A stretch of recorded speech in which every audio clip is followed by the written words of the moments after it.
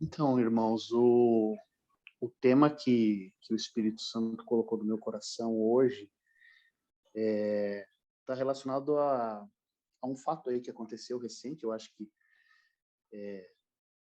todos nós ouvimos falar, e eu, na verdade, só tinha ouvido falar assim, através de outras pessoas, e até li um pouco a respeito, assim, para a gente poder conversar um pouco sobre esse assunto e tal. Mas, assim, são sinais dos tempos, né? E o Espírito Santo colocou isso no meu coração e eu gostaria de dividir com vocês. Então, a gente teve esse carnaval fora de época aí, né? Carnaval, que é carne valha, valha, carne, é uma festa, a exaltação do desejo da carne. E lá no Rio de Janeiro, né, venceu uma escola de samba que se chama Grande Rio, e o tema dessa escola era Exu. E o nome exatamente que eles colocaram, até anotei aqui, é Fala Majeté Exu, 7 chaves de Exu. E nós como cristãos, né, a gente já tem uma tendência muito forte a repudiar, né, odeio aqueles que te odeiam, mas a questão é a seguinte, tem muita gente no meio que está cega. Às vezes essas pessoas que estão ali fazendo esse tipo de coisa, não são necessariamente adoradores do diabo, no sentido de assim, eu sigo a Satanás. Muitas vezes elas estão ali achando que estão fazendo alguma coisa de bem, por bem, em nome da liberdade religiosa, do Estado laico e tudo mais. E, mas a gente, graças a Deus, né, louvado seja o nome do Senhor, tem os olhos abertos e às vezes a gente vai confrontado ou se pega em alguma situação de conversa e muitas vezes a gente fala por mim, a gente não tem a sabedoria para você colocar as coisas de uma forma como essa pessoa que não está enxergando os erros que ela mesma está cometendo possa compreender, né? Então, basicamente, eu vou contar para vocês um pouquinho de um testemunho meu, parte dele, né? E eu vivi dentro da Umbanda algum tempo da minha vida e dentro do espiritismo. Conhecia o cerne de toda de todo esse movimento aí. Basicamente o Candomblé e a Umbanda, eles são religiões de matriz africana, né? Eles são brasileiros, mas eles têm o berço na África, que é um lugar de bastante feitiçaria e encantamento e, né, tem toda essa questão aí de espíritos adivinhos e tudo mais, né? E eu sempre fui, desde que eu me conheço, assim, por, por, por gente, assim, não criança também, um pouco menos, mas desde que eu comecei a entender um pouco mais sobre o mundo, eu queria saber como é que Deus era, né? Como Deus se manifestava, quem era Deus e tudo mais, e tudo mais. Tem uma fascinação hoje ainda maior, né? Mas sempre tive isso dentro de mim, sabe? E isso me fez andar em lugares muito áridos, assim, desertos áridos. Hoje, pela graça do Senhor e para a glória e honra do nome dele, eu posso usar essas coisas para conversar com pessoas que estão em trevas, né? E apontar para elas algumas coisas que eu vivi. Então, eu vi muitas coisas assim. E esses espíritos, eles trabalham basicamente com o livre-arbítrio do ser humano, né? Você vai lá, você entrega uma oferta, né? Para que o mundo espiritual haja no mundo físico, é necessário haver uma oferta. E não, isso não é só para o lado do mal, né?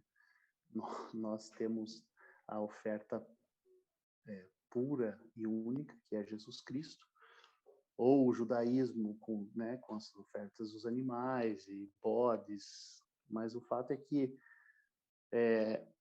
o diabo usa isso para o lado dele, né? Então as pessoas levavam muito, ofertavam dinheiro, ofertavam animais também, ofertavam bebidas. E eu vi muito disso, sabe? Muitas incorporações e muitas coisas, né, que aconteceram. E eles basicamente dizem que existe a direita e a esquerda. E por isso que eu quero dizer, por que eu estou contando isso? Porque muitas pessoas estão nesse meio achando que estão trabalhando para a direita, entre aspas. E essa direita está ligada a alguma coisa divina. Assim, né? Nós sabemos que tudo não passa de um jogo de um teatro e tudo mais, tanto que o testemunho da conversão do vô da Andresa é muito tremenda, porque ele trabalhou com isso e ele teve uma revelação de todos esses demônios sentados numa mesa, e tinha um demônio chefe que falava: hoje você vai ser esse, ou se você vai ser aquele, você vai ser aquele. Enfim, esse Exu aí, vi muitas vezes ele aparecer, uma entidade que vem com uma capa, ele quer te colocar debaixo da capa dele para te dar proteção e tal.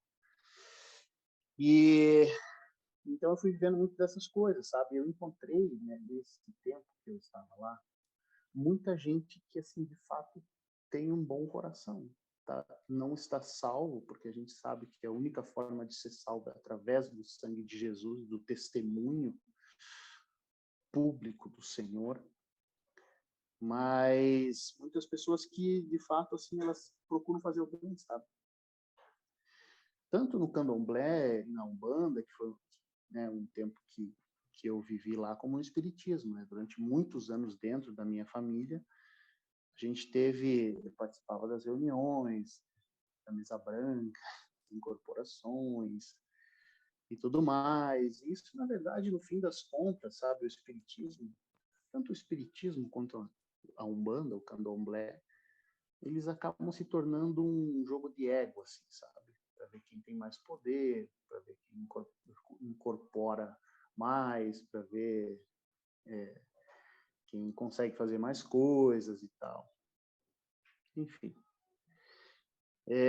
Então essas pessoas estão tão enredadas nisso, assim, sabe? E o que eu quero dizer é o seguinte: existem sim as pessoas malignas, e o carnaval, ele de fato ficou muito claro para mim quando eu estava orando. Não sei se vocês vão lembrar que teve o último onde a figura de Jesus estava sendo levada pelo diabo. Logo depois veio a pandemia, 2 anos sem carnaval, e nesse carnaval o diabo se levantou de uma forma muito violenta para falar que o carnaval é dele. Tanto que um dos jornais do Rio de Janeiro colocou assim: Exu, o carnaval é de Exu. Essa era a capa do jornal. Então, as forças estão aí, a gente sabe disso, essa batalha e tal. Mas eu quero entrar no texto bíblico, e o primeiro texto que a gente vai ler está em 2 Coríntios, capítulo 11, versículo 14 em diante.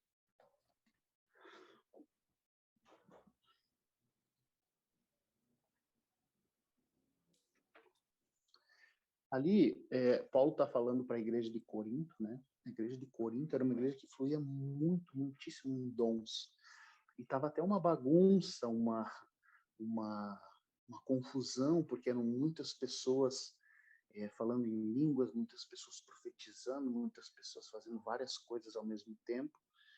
E no meio de toda essa confusão, é por isso que ele exorta para que seja ou 2 ou 3 pessoas, que uma fale e outra interprete, porque aquela bagunça toda estava gerando manifestações que não vinham do Senhor. Então, e essas religiões, o espiritismo, o candomblé, a umbanda, são coisas parecidas com isso. Por quê? Porque elas não negam a Cristo, porém negam que ele é o Filho unigênito de Deus. Se você for perguntar um espírito incorporado, ele não vai conseguir te dizer que Jesus é o Filho unigênito de Deus, o Cordeiro Santo Imaculado. Porém, o diabo e suas meias-verdades, né? Porque existe um evangelho dentro do espiritismo que fala de Jesus, a moral de Jesus e tudo mais, porém, eles botam numa gavetinha a obra da cruz. Não existe para eles a redenção dos pecados pelo sangue de Jesus. Para eles, você vai evoluindo como uma alma, reencarnando e reencarnando, até chegar num ponto de perfeição. Então veja como o diabo é astuto, porque ele tira o principal e ele emoldura tudo aquilo numa figura de Jesus. Então, o texto fala o seguinte, 2 Coríntios, versículo 11, capítulo 14. E não é de se estranhar, pois o próprio Satanás se disfarça de anjo de luz. Por conseguinte, não é surpreendente que seus ministros também se disfarcem de servidores da justiça, mas o fim desses corresponderá às suas obras. Então, esse é um dos textos que eu já apresentei para pessoas que estavam nesse meio, que é um texto muito poderoso para ajudar as pessoas a compreender. Porque é justamente como nós estávamos falando, e o diabo, ele sim, de fato, né, foi um grande anjo de luz, ele esteve lá diante da face do Senhor, ele sabe. Então, o que ele traz, por exemplo, no candomblé, na umbanda, no espiritismo? Ele enaltece a caridade. Você pode ver que os espíritas, eles são pessoas super caridosas, dão alimentos, fazem coisas, fazem obras e tal. Porém, ele faz isso fervilhar no meio da religião espírita, tirando o sacrifício da cruz, sabe? E colocando outras coisas. Então, as pessoas vão se enredando naquilo, achando que, de fato, de coração, tem pessoas que acham que estão fazendo o bem. E como uma obra humana, exclusivamente humana, elas estão fazendo o bem. Estão lá, levando alimento aos pobres, comida e tal. Isso tem que ser uma marca nossa também, né? De cristão evangélico. Eles fazem muito mais que nós. Isso até é um puxão de orelha para nós. Mas o fato é que nós estamos salvos e eles muitas vezes não. Essa é a grande verdade, infelizmente, porque eles estão enredados naquele erro de Satanás, que tira, que fala para você que se você for praticando as boas obras, basicamente ele fala que a tua salvação é pelas obras, né?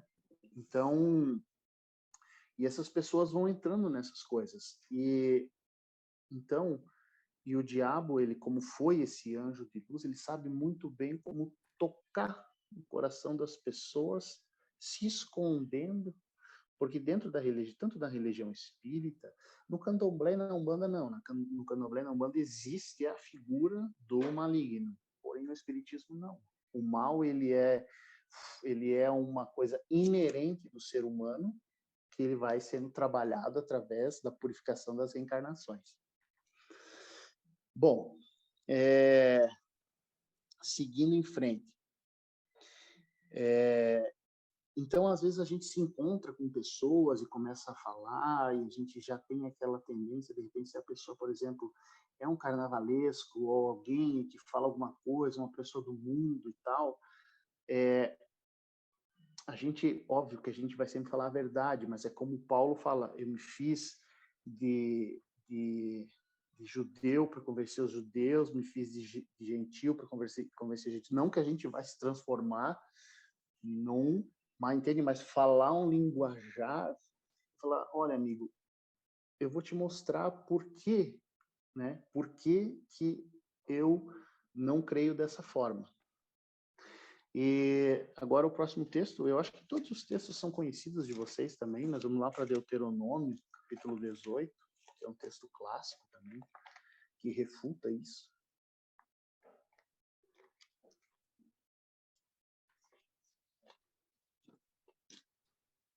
Deuteronômio, capítulo 18. Veja, esse texto, ele foi provavelmente escrito há cerca de 4.000 anos atrás. O espiritismo, eu acho que tem cerca de 300 ou 400 anos, nasceu na França, né? As religiões de matriz africana, talvez um pouco mais, mas o fato é que já desde sempre o Senhor coloca com todas as letras e palavras que não nos é permitido e nem lícito a consulta com demônios ou mortos. E então a gente vai ler ali a partir do versículo 9.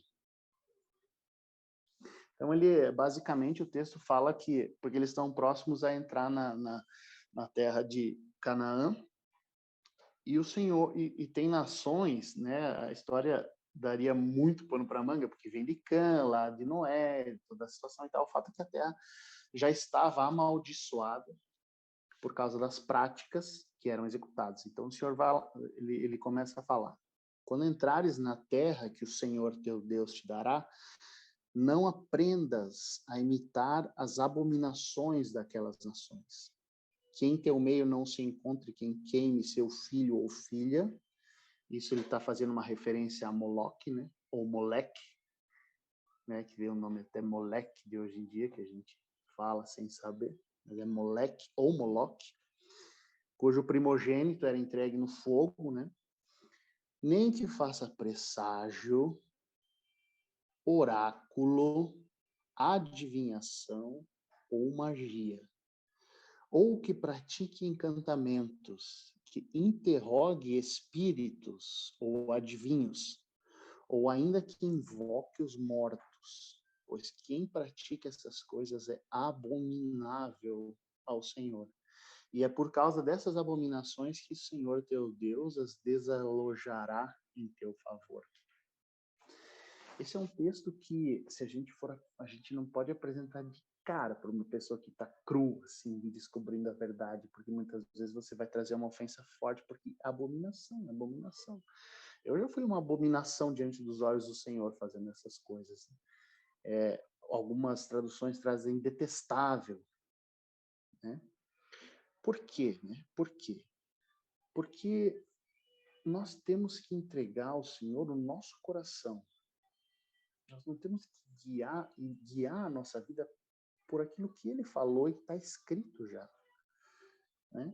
Tem aquela passagem de Números, quando ele fala da borla do manto, que ele fala assim,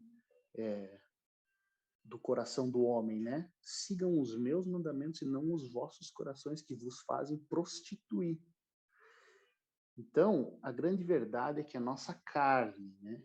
A carne valha, ela tem essa tendência maligna, a lei da carne é o pecado, isso não vai mudar enquanto a gente não receber corpos novos. E então o Senhor aqui tem pessoas que olham para isso e não compreendem, mas eu quando olho aqui eu só vejo uma palavra escrita: amor. Amor, imenso amor, porque o Senhor ele quer justamente nos defender de tudo aquilo que isso aqui pode causar. Presságio, adivinho, invocação de mortos.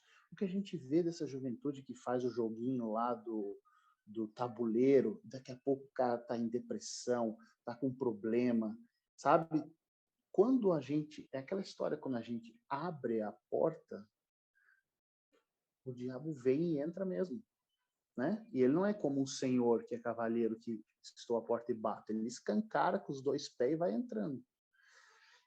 Então tudo isso aqui é muito perigoso, né? E o Senhor aqui está falando para Israel: sejam puros, não se misturem, né? A gente sabe que, infelizmente, o coração humano ele muitas pessoas, e eu fui uma delas já, tem uma curiosidade muito grande pelo oculto, pelo poder do oculto. E muitas vezes o tempo de Deus, ele age de uma forma lenta e gradual. E às vezes, é como eu vi muitas vezes dentro da Umbanda, por exemplo, a pessoa ia lá, fazia sua oferta e logo em seguida acontecia, porque os demônios rapidamente se juntavam e iam lá para fazer aquilo. Então, as pessoas, é aquela história, as pessoas muitas vezes não querem seguir o tempo de Deus, o trabalho de oração, o processo, né, a moagem da, da oliva. Então, a gente vai, as pessoas não querem passar por isso e vão rapidamente, sabe? E assim, ó, homens também, mas mulheres têm, infelizmente, uma tendência ainda muito maior. É carta, é horóscopo, quer saber da vida, o que vai me acontecer, me fala. Então, as pessoas têm uma fascinação por isso. Uma fascinação por isso.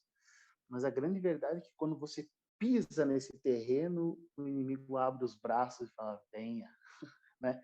Venha, porque é justamente onde ele age, sabe? Com essa coisa do ser humano, de não crer, sabe? Nas promessas, naquilo que está escrito.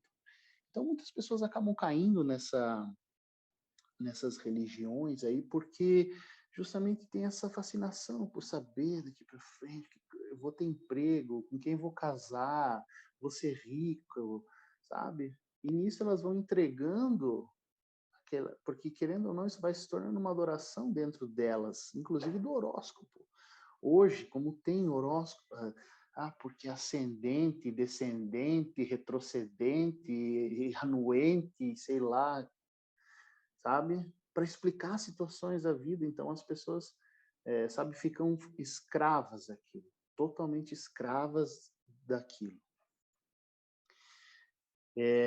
Então, aqui, o Senhor, ele não está falando em meias palavras, o Senhor não fala em meias palavras, ele está sendo muito claro. Não façam, que vão ter problema. E a gente tem uma passagem também.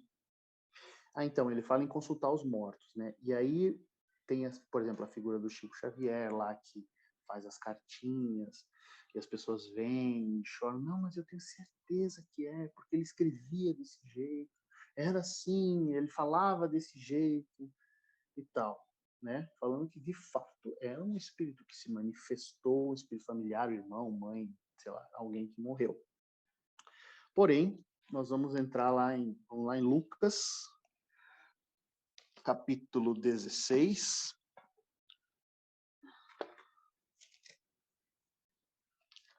Lucas capítulo 16, versículo 19, que é um texto bem conhecido também. A gente pode usar para refutar esse tipo de coisa.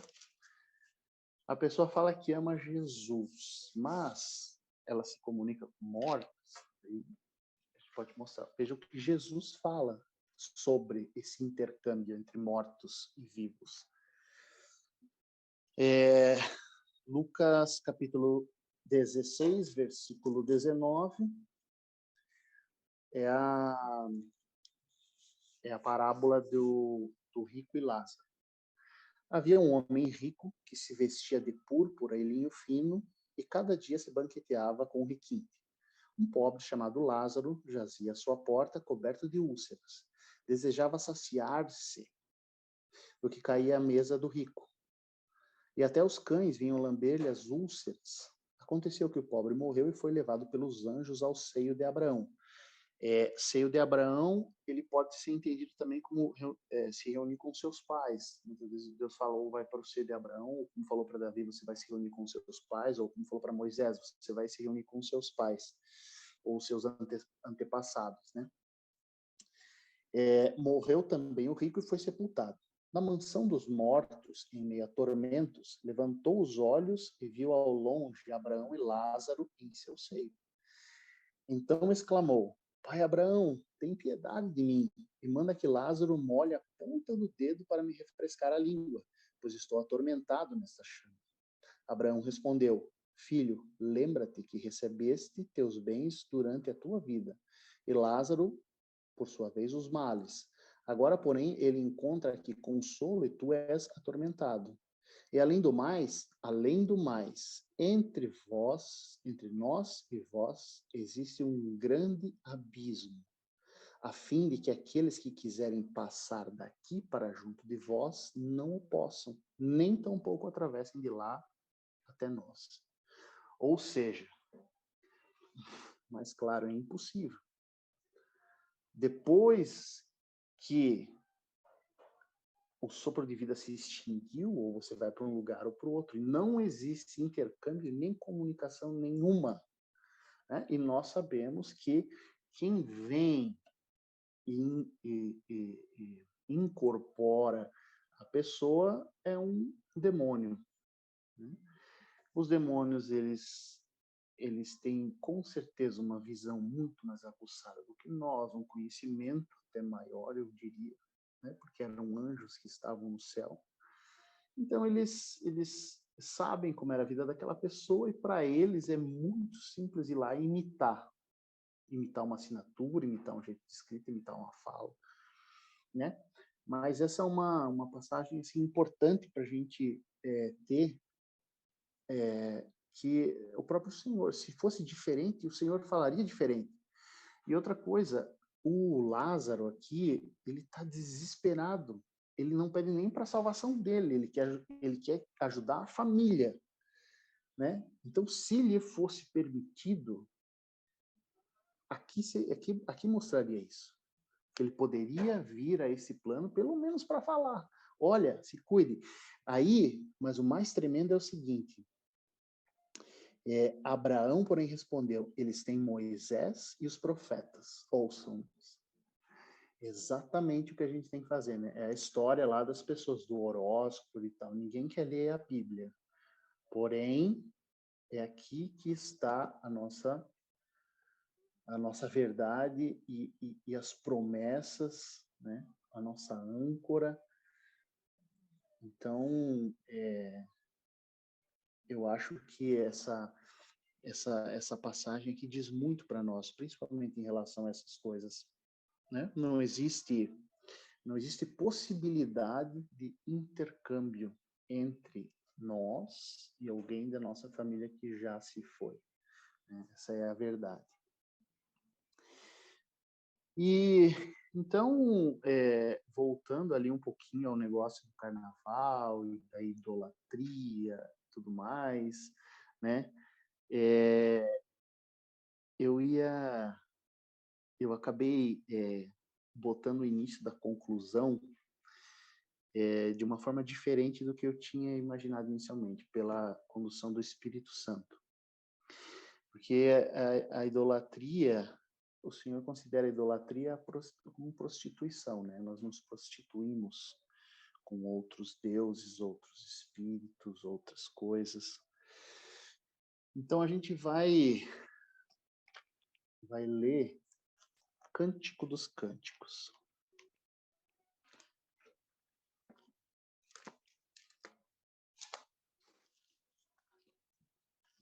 Cântico dos Cânticos, se não me engano, é capítulo 2.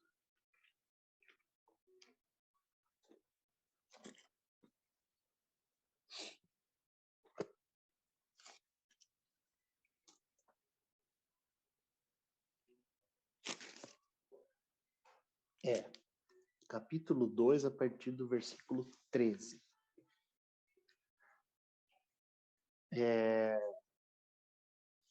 Nessa passagem, aquela vez que eu vi aquele rosto enorme do Senhor na noite, na madrugada, isso foi uma das partes que mais me tocaram, assim, sabe? Então ele fala, na verdade, Cântico dos Cânticos, né? A gente fala sobre o casamento de Salomão e da Sulamita, mas na esfera espiritual é o casamento de Cristo com a igreja. Então ele fala aqui, capítulo 2, versículo 13. Despontam figos na figueira. A gente sabe que a figueira, né? A figueira aponta para Israel, ou Israel de Deus, que somos nós. Despontam figos na figueira, e a vinha florida exala perfume. Levanta-te, amada minha, formosa minha, vem a mim, como o Senhor estivesse nos chamando. Pomba minha, que se aninha nos vãos do rochedo, pela fenda dos barrancos. Deixa-me ver tua face, deixa-me ouvir tua voz, pois tua face é tão formosa, tão doce a tua voz. Então, olha só que tremendo. O rochedo, quem é o rochedo, né? A rocha é o Senhor. E por que ele nos compara com a pomba, né? Por que pomba? Aí, eu imprimi aqui um negócio que fala características da pomba. Tem um ciclo de vida de 3 a 5 anos, pombos podem voar a uma velocidade de 80 km por hora, pombos podem ouvir frequências de ultrassom. Durante a Segunda Guerra Mundial, 32 pombos receberam medalhas. Pombos têm um único parceiro durante toda a sua vida. Isso dentro do reino animal é uma coisa difícil, mas não existe. Pomba é um dos, talvez único, ou não sei, não conheço outro, né? Que só tem um parceiro, um amor, uma pessoa a vida inteira. Então, o Cântico dos Cânticos, ele sempre está falando da pomba, porque a pomba só tem olhos para um, só para um, só para um. Então, é muito tremendo isso, né? A pomba, e a gente tem que ser essa pomba, né? Essa pomba, olhar o pombo, olhar só para o Senhor, só para o Senhor. Não existe Exu, não existe Buda, não existe dinheiro, não existe mamon, não existe nada. Existe só o Senhor. E muitas vezes eu oro, Senhor, que eu seja o pombo nos meus olhos, sejam voltados só para o Senhor. E então, o Senhor é um fogo consumidor, né? Ele tem ciúmes. Isso me deixa tão perplexo, assim, sabe? Um Deus, o Criador de todas as coisas, né? Quando eu penso que ele tem ciúmes, né? Ciúmes. Isso faz a gente ser mais cuidadoso no caminhar, no palavreado, no pensar. Para finalizar, a gente vai voltar lá em Deuteronômio, capítulo 4. Capítulo 4, versículo 24. Vou ler o 23 para dar o contexto. Ficai atentos a vós mesmos, para não vos esquecerdes da aliança que o Senhor teu Deus concluiu convosco, e não fazerdes uma imagem esculpida de qualquer coisa que o Senhor teu Deus te proibiu.